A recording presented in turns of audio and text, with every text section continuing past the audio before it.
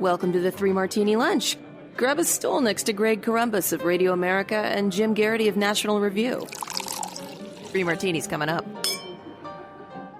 It is Thursday on the Three Martini Lunch. Really glad you are with us. We've been scraping and scrambling and scrounging for good news, and we actually do have some, but we have to start off with bad news today, except for the fact that, once again, we're sponsored by Acre Gold. That's good news.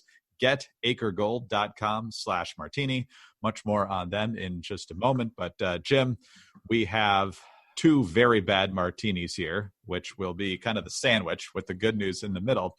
But the worst news of the day is by far the unemployment numbers. CNBC with the story here: Americans displaced by the coronavirus crisis filed unemployment claims in record numbers last week, with the Labor Department reporting Thursday a surge to 3.2 million in a week. The number shatters the Great Recession peak of 665,000 in March of 2009 and the all-time mark of 695,000 in October of 1982. The previous week, which reflected the period before the worst of the coronavirus hit, was 282,000, which was higher than expected at the time. And this nearly 3.3 million number greatly exceeds the 1.5 million expectation here. So, Jim, I've got even more bad news as this conversation continues, but this is a bigger gut punch than we could have ever anticipated. Yeah, I mean, basically everybody knew it was going to be bad. We didn't know how bad it was going to be. As I was writing the Morning Jolt today, I checked on a Reuters story that basically had said most people were expecting at least 1 million. The highest number was the worst estimate. The most pessimistic assessment was 4 million. So we were below the most pessimistic, guess or prediction, but really not that much below it. That's really not much of a silver lining. I think it makes the discussion about this particular relief bill, and I think the editors at National Review make a very strong point. It really shouldn't be called a stimulus bill, because it's not attempting to stimulate. It's more of a resuscitation, right?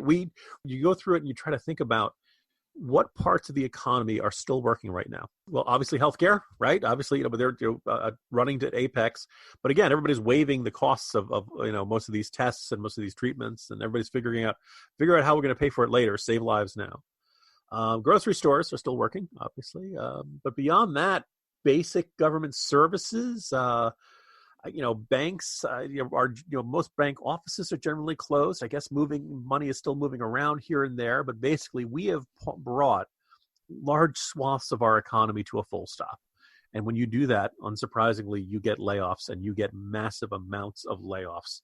Other little anecdotes that kind of give you a sense of just how intense it is. California was estimating they've got about 100,000 people filing for unemployment each day. A lot of state websites have been crashing because they are simply not set up to handle that kind of sheer overwhelming demand for that.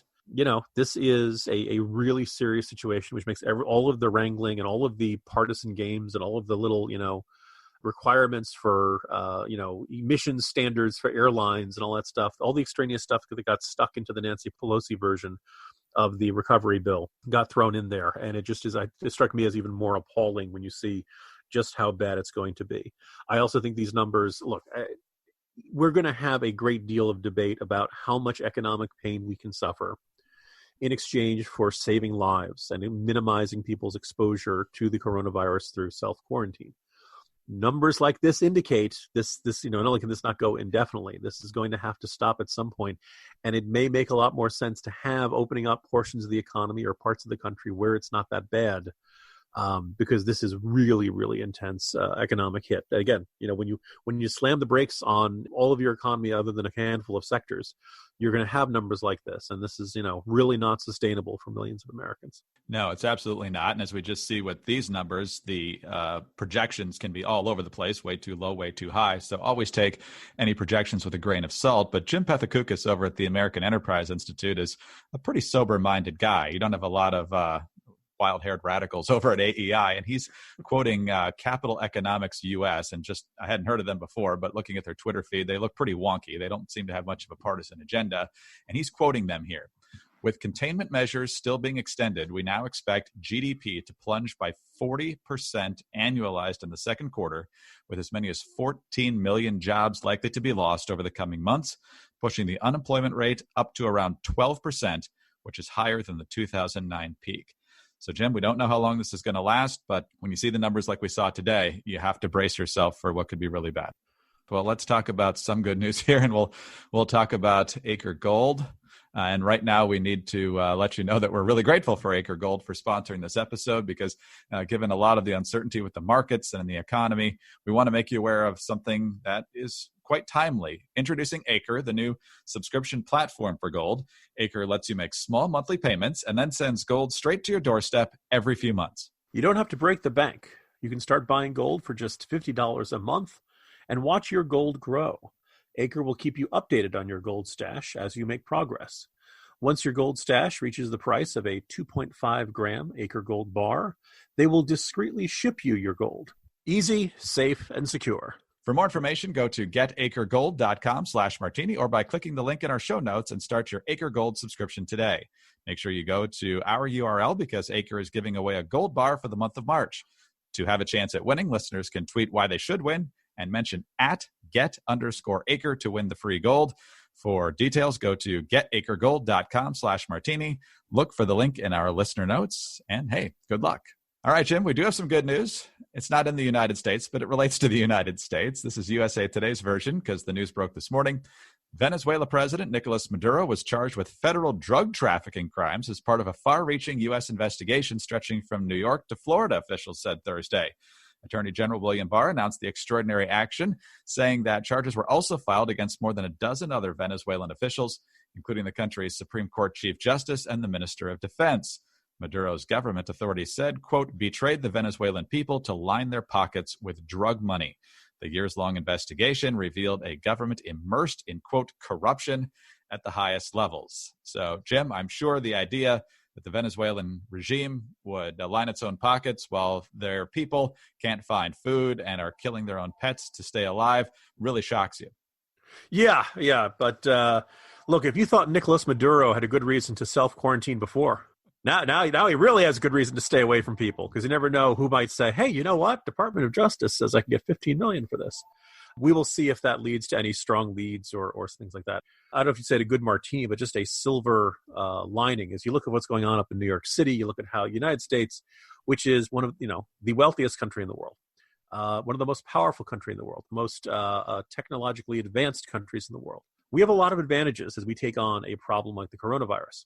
A country like Venezuela really doesn't. And Venezuela's people who have already been suffering under an absolutely corrupt government, a failed economic system, explosions of poverty, lawless, it's either lawlessness or it's brutality and very little in between. They're in really bad shape. I figure if any of these regimes around the world are not that stable, the coronavirus could be the push that basically topples them completely. You got to look at the response in Iran right now. I don't know how strong all these other authoritarian regimes around the world are. Apparently earlier today, Russia said that they're acknowledging the existence of the coronavirus and that they have a problem there. So as bad as this situation is going to get for us, we have certain strengths as a democratic republic that people's republics do not have.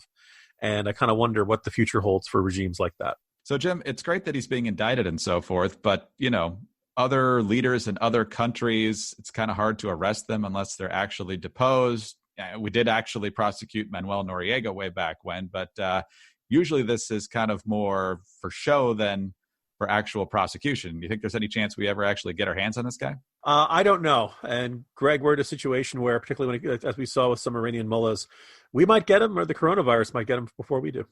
Speaking of the coronavirus, let's go back to that here for our bad martini number 2. It could certainly be classified as crazy, but I think the evil here is what classifies it as bad. This is from WDAF and CNN. A Missouri man who was allegedly plotting a bombing is dead after a shooting incident with the FBI. Federal authorities said Timothy Watson, 36, was part of a domestic terror investigation because he was preparing an attack on a hospital. Watson was reportedly upset with the government's actions toward the spread of coronavirus and was planning a bombing at a Kansas City area hospital that was providing critical care during the current coronavirus pandemic. The FBI also said Watson was a potentially violent extremist who was spurred by racist and anti-governmental rhetoric. So, Jim, there's a lot of things we don't need right now, and this is right at the top of the list.